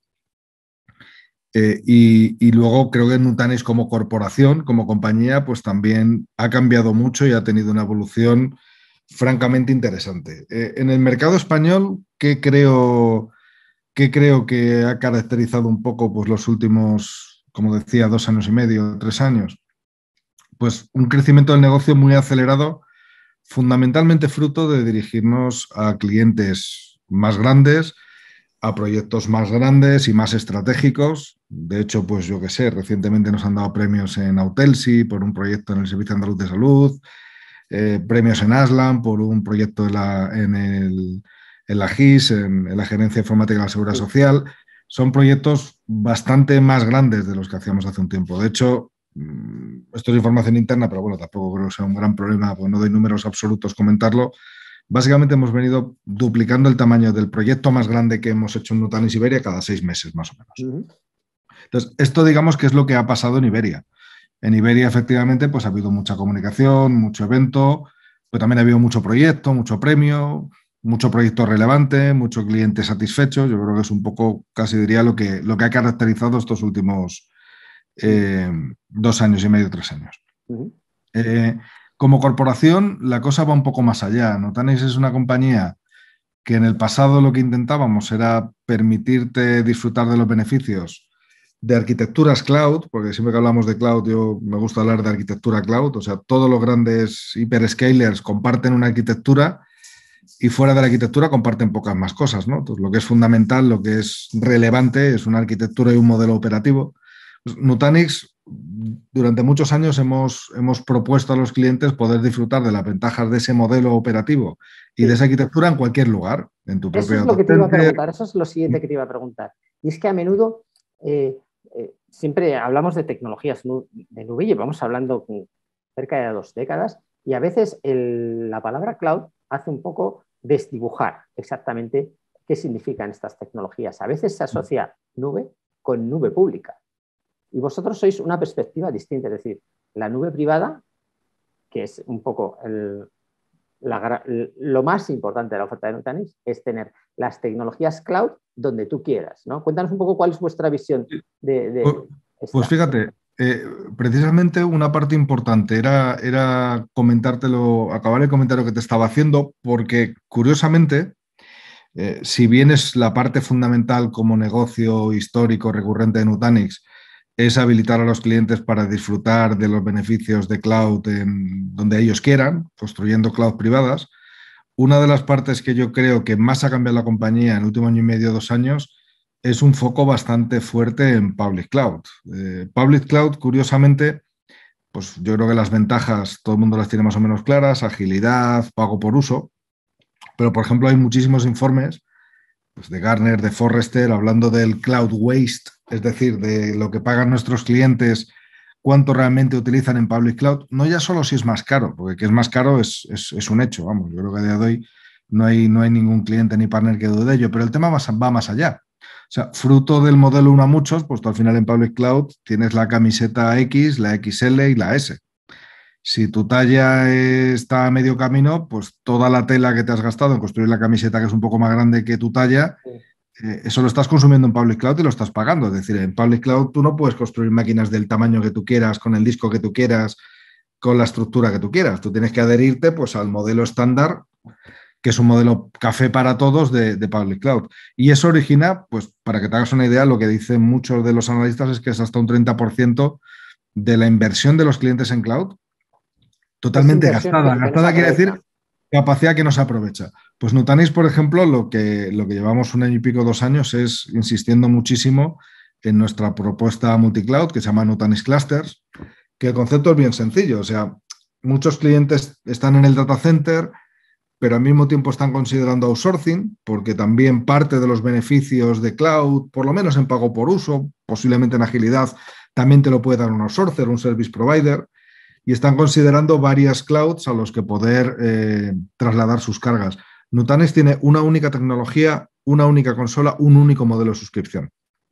Es decir, un cliente puede empezar con 100 en su data center, pasado 1 año trasladar 30 al data center de su outsourcer y pasado 1 año más asumir un 30% de carga de public cloud y hacer todo esto con la misma tecnología, misma infraestructura, o sea, misma consola y mismo formato contractual con Nutanix. O si quiere ampliar también las cargas de trabajo en su on-premise, pues si quiere meter nuevas máquinas físicas, puede puedes retirar de la parte de nube pública esas cargas de trabajo. Exactamente, exactamente. O sea, para mí, fíjate, un valor absolutamente diferencial de Nutanix como compañía es esto que he contado tan rápidamente.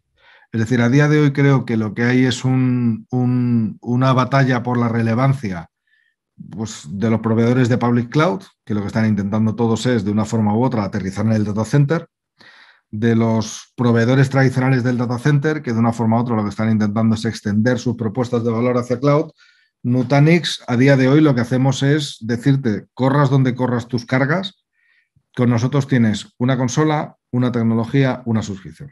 Sí. Y nos da absolutamente igual, ¿no? Exacto, nos da absolutamente igual que sea del data center hacia public cloud, de vuelta, de un public cloud a otro, o a un outsourcer o MSP, nos da absolutamente igual. Es esta, perdona, la mayor diferencia que tenéis porque los grandes hiperescalares, pues tipo Azure o Google, tienen tecnologías para que uses, perdón, voy a repetir, su tecnología de nube dentro de tu data center, ¿no? Como Azure Stack. ¿Qué os diferencia a vosotros de esto? Yo creo que la diferencia es muy grande, porque fundamentalmente Public Cloud llega al mercado no solamente por el hecho, digamos, de dar, pues, agilidad o pago por uso. Yo creo que también una de las grandes promesas de cualquier nueva ola tecnológica, y en particular de Public Cloud, es evitar el locking. En el fondo, que un proveedor te dé capacidad de ejecutar su tecnología la misma en el data center o en public cloud, que tampoco es la misma, porque Azure Stack no se parece tanto a Azure, en fin, la plataforma de AWS pues tampoco se parece tanto, Outpost y demás. Bueno, la de Google sí que creo que es un poco más portable, pero en todo caso, sí, en la mayor parte de los casos, ¿no? Sí, yo creo que sí.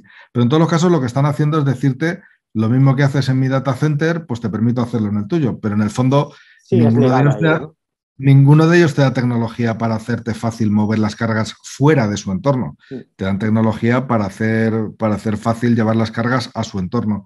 Para mí, a día de hoy, los clientes, hay una principal preocupación, que es que yo creo que el imperativo máximo es agilidad y flexibilidad. O sea, yo creo que a día de hoy los clientes, la mejor muestra es que si estuvieran preocupados por el coste no estaríamos viendo lo que estamos viendo, sencillamente porque Public Cloud es más caro que tecnologías tradicionales, con lo cual es claro que los clientes no están tan preocupados con el coste como están preocupados con la agilidad. Yo creo que es el principal imperativo a día de hoy.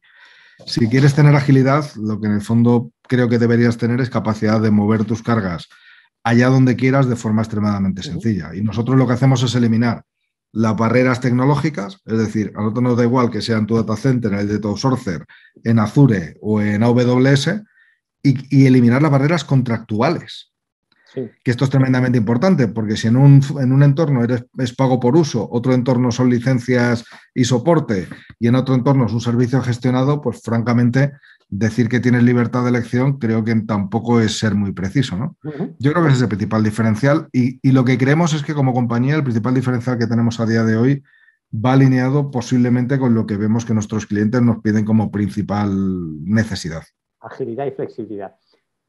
Aunque esto no tiene tanto que ver con la temática central, es decir, con lo que es la cloud, vosotros sí que habéis sido uno de los pioneros en virtualización de escritorios. Y esto os ha dado ahora un fruto inesperado con todo el tema del teletrabajo, el trabajo híbrido, el tenerse que marchar fuera de las oficinas y demás. Nosotros lo que creo que hemos sido capaces desde siempre es de dar un sustrato para este tipo de proyectos que aúna dos cosas que son fundamentales, una en general, en cualquier escenario, y otra en este escenario en particular en el que estamos. Lo que creo que es fundamental en general es que los proyectos de cualquier tipo de teletrabajo, workplace, cualquier cosa que vaya asociada con el número de empleados, como las empresas grandes tienen pues muchos miles de empleados, lo que se ve rápidamente es que al final tienes que ser capaz de pintar un proyecto que tecnológicamente escale a cualquier dimensión. Es decir, que si llega un momento en el que alguien me dice, pues oye, como no queremos tener problemas frente a cualquier eventualidad que pueda surgir, quiero que los 100.000 empleados tengan capacidad de teletrabajar, pues necesitas una plataforma tecnológica que te soporte 100.000 empleados. De hecho, algunos de los proyectos que habéis hecho este año importantes con administración pública tienen que ver con esto, ¿no? Sí, pero fíjate, el factor que estaba comentando ahora es un factor que aplica en cualquier escenario, que es escala. Es decir, el problema de este tipo de proyectos y la razón por la que muchas veces la tecnología no se ha adaptado en el pasado, suficiente o tanto como se puede haber adoptado, es que pintar un proyecto para 50 empleados es muy fácil, para 500 es bastante fácil, para 1000 es razonablemente fácil, para 5000, pues bueno, ya empieza a tener dificultades, para 50.000 es complicado y para 100.000, yo francamente creo que a día de hoy no hay muchas opciones en el mercado y nosotros sí somos una de ellas. Entonces, esto es, digamos, el factor de escala. El segundo factor que es importante es el factor de urgencia, de tiempo, de time to market, ¿no? Muchos de los proyectos que hemos tenido... Esto ha sido clave este año, claro. Absolutamente. Han tenido que ver con que clientes que llevaban bastante tiempo planteándose hacer determinados proyectos han tenido que hacerlos en cuestión de semanas. Esto para mí es interesante no solamente en situaciones de emergencia, porque yo ahora mismo me planteo qué puede pasar si en determinadas empresas que han visto que el departamento de IT ha sido capaz de hacer en unas pocas semanas un proyecto, ahora volvemos a intentar hacerlos en años. O sea, el time to market creo que es extremadamente importante, aunque no estés en una situación de excepcionalidad, pero yo diría una vez más que solo dos elementos. Es time to market, capacidad de hacer proyectos complejos muy rápido, pero la segunda parte es tremendamente importante, que es capacidad de hacer proyectos a cualquier escala. A cualquier escala, ¿no? No tenemos ninguna limitación en cuanto a la escala a la que podemos llegar en este tipo de proyectos. Eso, claro, es una muy buena referencia para otras empresas. Mira, para terminar, quería preguntarte, Iván, ¿cuál crees que es el reto más importante que tienen las organizaciones en nuestro mercado, en España, Portugal? ¿Dirías tú que es completar la digitalización, los procesos que todavía a lo mejor no hayan podido estar adaptados o digamos que pasarlos a limpio después de esta época en la que todo se ha hecho un poco deprisa? Entrar en esta economía que ahora hablamos del data driven, es decir, ser organizaciones capaces de explotar su información. ¿Cuál crees tú que es ese reto que estás viendo tú en las organizaciones que visitáis, que veis como clientes, que estudiáis? Yo mi impresión es que hay varios factores que entran en franca colisión en empresas tradicionales. A día de hoy, si preguntamos a un cliente, ¿tú crees que puedes montar una aplicación rápidamente para muchos miles de usuarios en alguna plataforma? Seguramente diga que sí. Y seguramente cuando preguntemos cuál es la plataforma, pues seguramente te diga que Public Cloud. Si preguntamos si somos capaces de lanzar analítica a escala, pues seguramente nos digan que sí. Y seguramente si preguntamos, pues nos hablen de Public Cloud.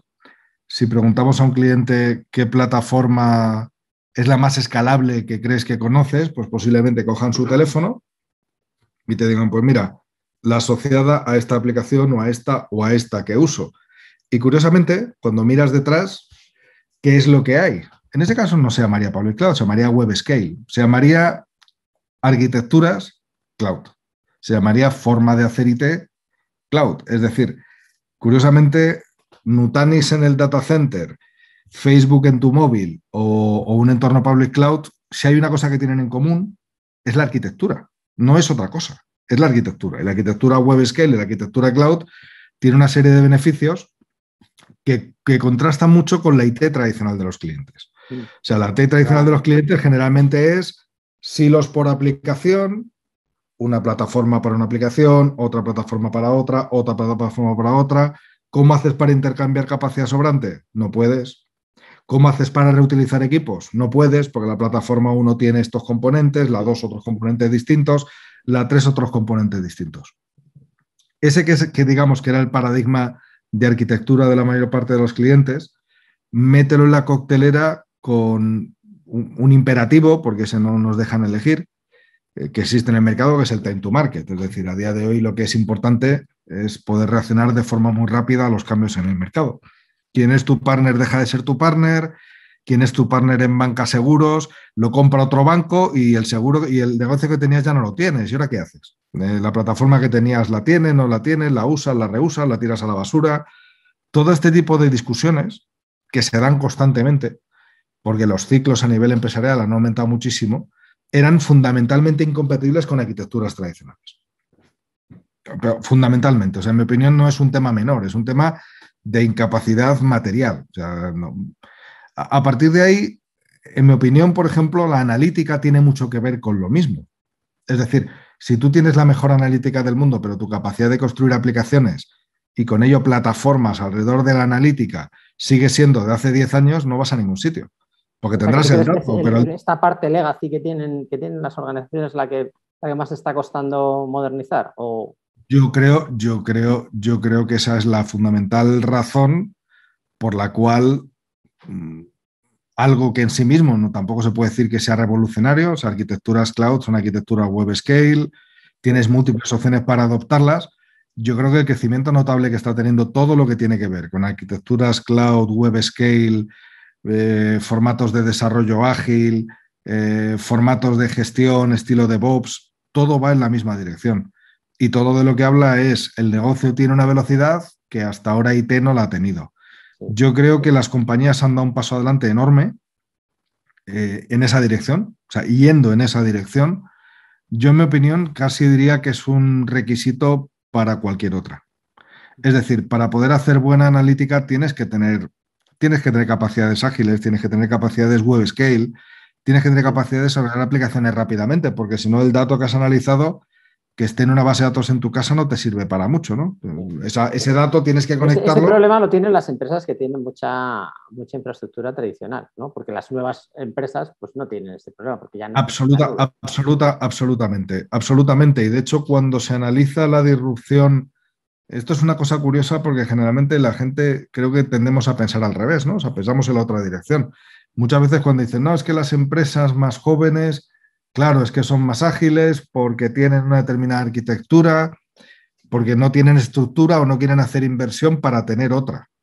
Bueno, yo es que dudo que si tuvieran dinero quisieran hacer inversiones que les acerquen a ser más lentas, menos flexibles, claro, o menos ágiles. Es que lo dudo muchísimo. Yo creo que, de hecho, que muchos de los elementos disruptores tengan una IT distinta, es que la capacidad de facilitar esa disrupción creo que viene de esa IT. Es decir, si yo tengo una idea genial y en mi empresa tardo un año en construir una aplicación para que esa idea genial aterrice en algo que pueda usar mi usuario o mi partner o mi proveedor en un teléfono, y la compañía de al lado, teniendo la misma idea genial, tarda 3 meses en tener la aplicación, yo no soy competitivo. Yo no soy competitivo.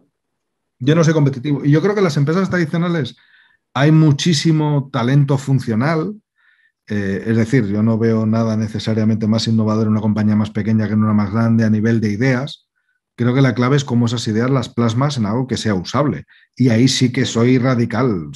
Las compañías más tradicionales, con una IT más tradicional, con una infraestructura más tradicional, ¿son menos ágiles? Sí, sistemáticamente sí. Muy bien. Pues muchas gracias, Iván, porque ha sido un placer tener esta charla. Seguro que vamos a solicitar conectar contigo en otras ocasiones, porque hay muchos temas en los que Nutanix es una compañía que tiene mucho que decir y vosotros en Nutanix además sois excelentes portavoces de todas estas tecnologías. Así que espero que nos veamos pronto y muchísimas gracias por atendernos aquí en el podcast de Silicon España. Muchas gracias, Iván. Muchas gracias a ti, Daniel. Un placer. Gracias.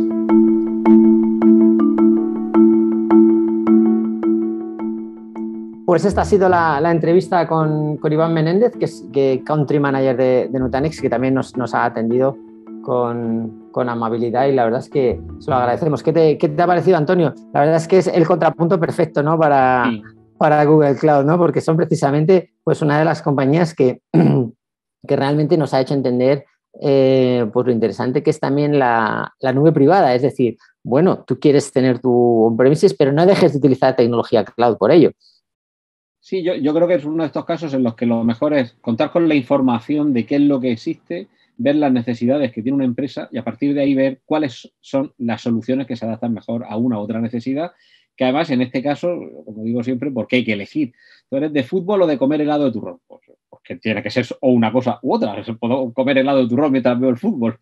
Pues aquí puede suceder algo parecido. No hay necesariamente, o no siempre habrá que optar por una única solución, sino que hemos conocido lo que es la nube pública, conocemos lo que es la nube privada, está también la nube híbrida, que si te parece, Daniel, podemos resumir muy brevemente lo que es cada uno y en función de las necesidades o o del coste o de la responsabilidad o de lo que quiera elegir cada uno, habrá que optar por una cosa u otra. Sí, o del momento en el que se encuentre la compañía, porque no es lo mismo una startup que nace sin infraestructura que un banco, ¿no? O sea, quiero decir que es que las necesidades son tan distintas que tiene que haber compañías que den respuesta a todas, ¿verdad? Sí, yo creo que por diferenciar, cuando hablamos de nube pública, estamos hablando de unos servicios que nos está ofreciendo un proveedor ajeno. Por resumir sí, mucho, los hiperescalares. Yo siempre ahí hablo de Google Cloud, de Azure, de IBM Cloud o de Amazon Web Services, claro. Para el usuario de a pie sería Dropbox. Es decir, es un servicio que te almacena en un dispositivo que no es el tuyo, una información de la que tú luego desde cualquier otro punto te puedes conectar, pero evidentemente en el caso de la empresa lo que necesitas es algo bastante más complejo y hablamos de unos servicios integrales. Microsoft Azure evidentemente no te ofrece solamente un disco duro online.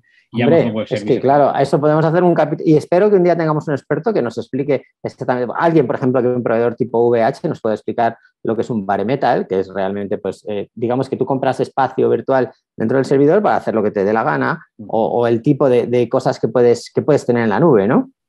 Sí, aquí, bueno, por resumir un poco lo que podría ser las ventajas de las nubes públicas es que el coste es inferior porque ni el hardware ni el software salen de tu bolsillo, es decir, tanto el servidor como el software que lo mueve lo está poniendo la empresa, lo está poniendo Microsoft con Azure o Amazon con Amazon Web Services y tú pagas por el servicio, es decir, estás externalizando el servicio, con lo cual, como en todos los servicios, el coste es menor y todo esto también lo que implica es que el mantenimiento tampoco corre de tu cuenta. Ya el señor Bezos, si no se puede gastar el dinero en otro cohete este año, eso ya será problema suyo, pero me tiene que tener los servidores bien puestos. Y luego lo que estabas comentando, por ejemplo, la escalabilidad. Yo ahora tengo estas necesidades y contrato esto, pero mañana tengo estas otras, mayores o menores, Totalmente. Y amplío o disminuyo el servicio que necesito, cosa que si yo soy el que me proporciono mi propio servidor, cuando necesito uno más grande me tengo que gastar el dinero y el día que necesito uno más pequeño tengo un mostrenco ahí puesto que me ha costado un dineral del que a lo mejor ahora solo necesito utilizar un 10%. ¿Qué hago con el resto? Vale, lo puedes subarrendar. Pero sobre todo, además, lo que estábamos hablando antes de la responsabilidad, la reputación, el servicio normalmente te lo va a ofrecer alguien, si lo sabes buscar bien, que digamos que tiene una respetabilidad. Es decir, claro, totalmente, sí. No le confías tus datos al primero que pasa. Por contra, la nube privada sería aquella en la que los recursos sí son propios. Aquí eres tú el que se preocupa de tener dentro de la organización aquello que tú necesitas, pero claro, para empezar, asumiendo tú el coste tanto del mantenimiento como de la compra, como de la seguridad. Si se rompe hay que poner otro, si necesitas más espacio tienes que comprar otro. A cambio, quizá puedes tener, según en qué casos, algo más de margen de maniobra, puede ser algo más flexible, porque puede haber unas necesidades muy específicas que a lo mejor no hay un servicio externo que te las dé, tanto por exceso como por defecto. Esto, yo creo bueno, que ahí Nutanix siempre pone la metáfora esta del hotel, ¿no? Tú puedes vivir en un hotel que se vive muy bien porque tienes servicio de habitaciones y demás, pero claro, cuando echas las cuentas, pues puede salir un poco caro. Sí. La nube privada es decir, bueno, no es exactamente como el hotel, porque ya es parte tuya, pero sí vamos a utilizar o vamos a darte todos esos servicios que tú tienes en el hotel, ¿sabes? Y que te hacían tan fácil la vida, ¿no? Que esa es la oferta de Nutanix. Sí, aquí, bueno, una de las ventajas que sí que tiene la nube privada es el control. Aquí, evidentemente, control que evidentemente lo estás pagando tú con tu bolsillo. Pero claro, aquí el servidor, el software, no lo estás compartiendo. No, podría ser más difícil que haya determinados fallos que tienen que ver con que unos recursos sean compartidos. Y luego, en cuanto a escalabilidad, lo que estábamos hablando antes de las necesidades. Según tus necesidades que aumenten o disminuyan, eres tú el que toma la decisión de cómo escalarlo, digamos, por decimales. O sea, no es, te alquilo esta nube de 2 gigas. Es que necesito 2,2. No, pues el siguiente paso es 4. Que 2 se me queda corto y 4 es excesivo. Pues sí. Eso, 2 o 4. Pero ahora cuando hablemos de la nube híbrida, pues la clave está en poder tener las dos cosas, ¿no? Efectivamente, esa sería un poco la solución, de nuevo, haciendo un análisis previo de cuáles son las necesidades y cuáles son las ofertas que hay en el mercado y las posibles soluciones. En muchas ocasiones yo creo que lo habitual es tomar más bien esa decisión. tomar lo mejor de un sistema, lo mejor de otro y ver cómo se combinan entre sí para que la respuesta que tenga la empresa sea la que responda a sus necesidades, que se adapte a lo que necesita, lo que hay en el mercado, tanto externo como interno, y a partir de ahí, para unas cosas, para unos momentos o para unas funciones, habrá que elegir un tipo de nube, otra, o ir a la nube híbrida. Sí, sobre todo además también el tema de la nube híbrida es la posibilidad de orquestarlo todo de una manera sencilla y centralizada, ¿no? Que es también otra de las claves, ¿no? De todo esto, porque si no, al final muchas empresas se dan cuenta de que lo que tienen es cada vez más complejidad y lo que mencionan la gente de Nutanix, ¿no? Estos los silos, ¿no? Es decir, tengo aquí una cosa, un servidor que me hace esto, luego tengo otras aplicaciones que funcionan allí, pero sin embargo luego el CRM lo tengo como software as a service, es decir, al final todo ese tipo de cosas que pueden hacer que pierdas el control, ¿no? Sí, tienes que adaptar lo que te ofrece cada uno de ellos a tus necesidades, pero además que tampoco es una cosa estática, es más bien dinámica y habrá momentos en los que te puedas circunscribir a un tipo de servicio y para otros una campaña, por ejemplo, hasta que no llegue a esta campaña no necesito unos recursos que sobrepasan los que yo pueda disponer con recursos propios. Bueno, pues para esa campaña, para ese momento... Vamos a intentar, si te parece, Antonio, un día invitar también, ya estoy invitando a mucha gente aquí, pero a alguien que trabaje en este tipo de modernizaciones, de transformaciones, de consolidaciones de centros de datos y demás, que si podemos con algún cliente que haya hecho un proyectazo de estos buenos, de quitarse de en medio, pues yo que sé, el centro de datos on-premises y demás, o que haya pasado a tecnologías cloud y que nos cuente un poco su experiencia, pero yo creo que es la mejor manera en la que vosotros responsables de tecnología pues pueden ver cuál es el futuro o el camino, ¿no? Si están en la misma situación. Y habría que buscar también a alguien del ejemplo contrario, alguien que, como me habías comentado, alguien de ciberseguridad que había dicho, mira, voy a prescindir de todo el Bueno, me has dado una gran idea porque evidentemente por mi trabajo anterior en el medio de comunicación en el que me encontraba, hacíamos muchas cosas de ciberseguridad y tengo algunos buenos contactos entre hackers y expertos en ciberseguridad y un día lo vamos a dedicar a este tema. Antonio, lo que sí es que vamos a cortar ya porque nos ha salido un podcast que parece la lista de Slinder, un poquito largo, pero a los oyentes os prometemos que vamos a intentar hacerlos un poquito más cortitos, vamos a intentar que sean 40 minutos, máximo una hora. La verdad que teníamos estas dos entrevistas que era muy importante salir con ellas porque, pues porque no todos los días tienes al máximo responsable de Google Cloud en España o el de Nutanix. Y sin más, pues daros las gracias por escucharnos, darte las gracias, Antonio, por hacer este podcast. La verdad es que es un placer. Va a ser, espero, el primero de muchos. Y recordar a la audiencia que os podéis comunicar con nosotros, decirnos qué os ha gustado, qué no, qué os ha parecido feo, qué os ha parecido bonito, qué os ha parecido interesante, qué os gustaría escuchar o ver. Y nada más. Y nos escuchamos aquí muy pronto en este podcast de NetMedia y Silicon España. Hasta pronto.